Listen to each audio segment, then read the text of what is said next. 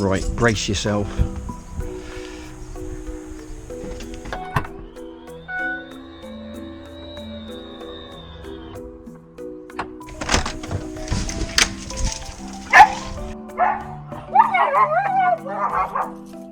In, up, up.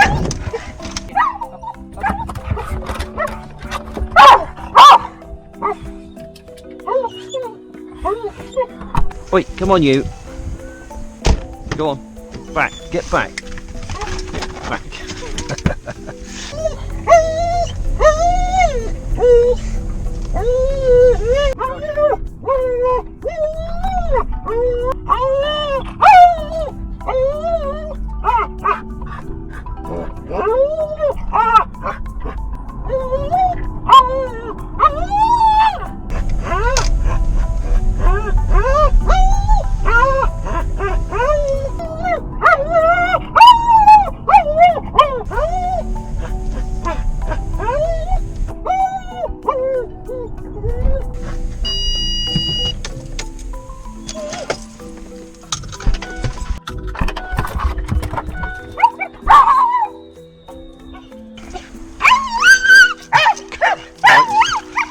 Oh, goodness me.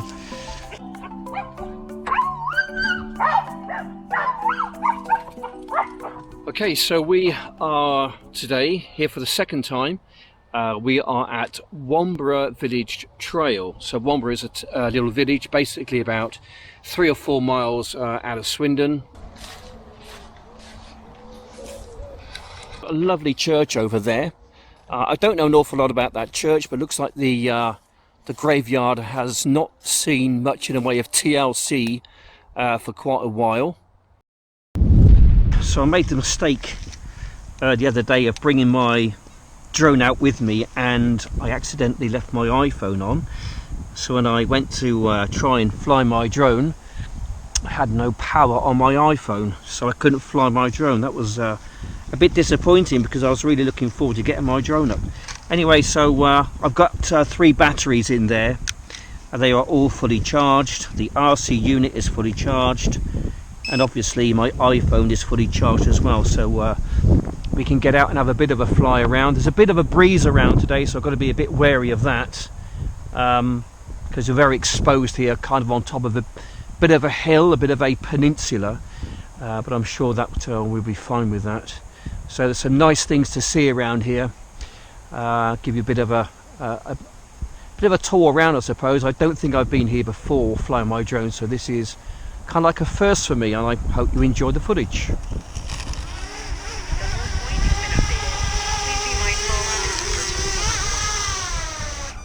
Houston, we have a problem. 10 seconds now. 10 seconds. Roger. 0, 5, 4, 3, 2, 1. It looks good at national run. Roger. BCS arm switches on. Okay, Victor. Landing rocket arm switches on. Here comes the throttle. Cabin break. We have separation. Inboard and board on. Board side state. There.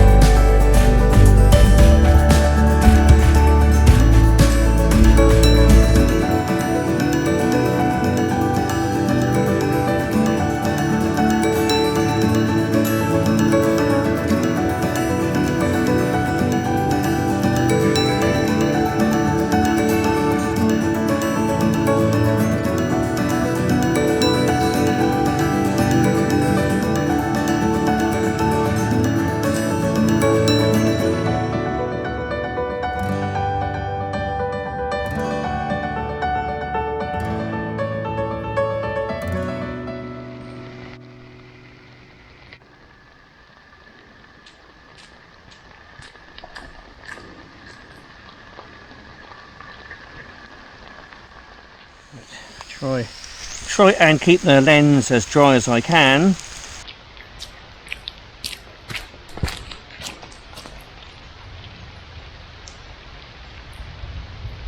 Just come back from work pretty much, and I've got my little doggies with me.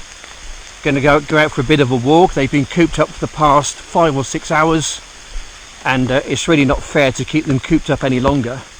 So I did say, no matter what the weather's going to do, I don't care, I'm just going to take them out and I'm just going to get wet, and that's exactly what we're doing. So I've got my drone in the back there. I did try and fly my drone this morning out at some local kind of downs where I live. I tried to get some footage of red kites. Very elusive, very difficult to see the kites. I think I got close to them maybe once or twice, but I basically gave up when the rain started and the wind started to blow. It was time to bring the drone back. Anyway, so I'm just out having a bit of a walk now, and this is kind of the way I unwind from busy life, as it were. I don't really mind the rain, to be honest. In fact, it's very welcome. Problem is with the UK, it starts to rain, it just doesn't know when to stop. Anyway, we're going to go down this path here. I'm going to get absolutely soaked, but as I say, it's just nice to get out and get out with the dogs, because you know, it's good to get some exercise and some fresh air. And I've got a few things on my mind at the moment, so what I wouldn't mind doing is trying to find maybe a bit of a quiet, secluded area. I can sit down, well, not sit down, perhaps stand up, I suppose. A bit too wet to sit down, and just have a cup of tea, really, because I've got my flask with me.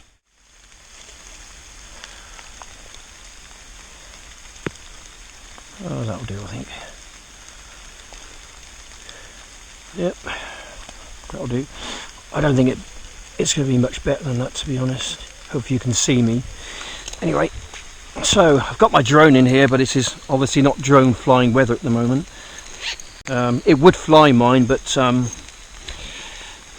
it's probably not a good idea to do that. Electrics and water don't really mix today very well. Anyway, I made myself a flask earlier, just a cup of tea. Something to drink on my way around, really. So yeah, a few things have kind of been on my mind lately regarding the latest thing with ULEZ. The ultra low emission zone area in London is coming out. Sadiq Khan, who is the mayor of London, decided in his wisdom, nobody else's wisdom, mind, just his, it's his decision to do this, is to bring the ultra low emission zone right out to encompass Heathrow Airport, which means in my present car, which I've only had about 6 months now, it means that I'd have to find £12.50 per day to go into Heathrow Airport, along with all the other charges as well, because they charge you £5 just to drop off. I can kind of understand what he's trying to do. He's trying to lower the emissions of nitrous oxide in the atmosphere, because there are people in cities who do suffer with asthma. It just seems that the asthma rate is higher in big conurbations, you know, than it is out in the countryside like we are around here. The air's much cleaner around here. I think the problem is that when you go on the World Health Organization website for London, it says that the air quality is actually good for London. So it does make me question kind of the legitimacy of what he's trying to do. I really do think it's kind of like a bit of a tax. It's a bit of a money grab on behalf of Sadiq Khan and TfL, Transport for London. So this is going to impact a great many people. People who cannot afford to buy new compliant vehicles, and right at the moment, this moment in time, vehicle prices, second-hand prices, are very, very high because of the chip shortage throughout the whole world. It has made second-hand vehicles very expensive. So this is going to impact people who are not that well off, who drive older cars, because not well off people, they can't afford to drive new cars, a more compliant car. So now what they've got to do is either they've got a choice. Either they get themselves into massive debt to try and get a car which is compliant, a debt which perhaps they can't afford, or they just got to pay the £12.50 per day. So if you live within the boundary of London and you go to work in your old car, it means that you've got to find another £12.50 per day. And if you're a night shift worker, it means that you've got to find basically £25, because you're going into two zones. You're going into the PM zone and also the AM zone when you finish your shift. So they got to find an extra £25. So that's a massive increase on anyone's expenses. So I think this is going to force people really to get debt which they can't afford. It's going to impact me to the tune of around about £5,000 per year, because I go down there most days. So just at the time when things are really tight, really tough in the UK, especially on families who are on basic incomes, they've got to find the money for this charge. Also, they've got to find the money for increased rent, increased mortgage payment, because that's only going to go up. We have a cost of living crisis. We've got the energy crisis as well. I cannot think of a worse time really in history where TfL could have introduced this particular ULEZ charge. So I really think there's going to be some kind of a major kickback regarding this. Is it going to go ahead? Well, it's been basically rubber stamped and signed off as it being legal. So it's supposed to start on the 29th of August, which is only a few weeks away now. So I myself have got a bit of a decision to make. I either got to get myself into lots of debt to buy a compliant car, or I can use my Mazda, which is compliant, but unfortunately it's got some major problems regarding the engine, because there's an engine light on and I'm trying to get that fixed at the moment. I much prefer to drive my Mercedes, because it's just a much better car all around. So I really do think that this ULEZ charge is going to impact a lot of people in a very, very detrimental way, right at a time when really they need a bit of a hand up regarding people's finances, because of the increase in costs. Everything, your food is going up, your rent or your mortgage is going up, everything is going up, the increase in gas and electric as well. So those people who are on lower incomes are going to be hit the worst. If you're rich, if you've got a lot of money, you're fine, you can afford to buy a new car. ULEZ doesn't affect you, but this is very much a tax on those people who are right at the bottom of the ladder.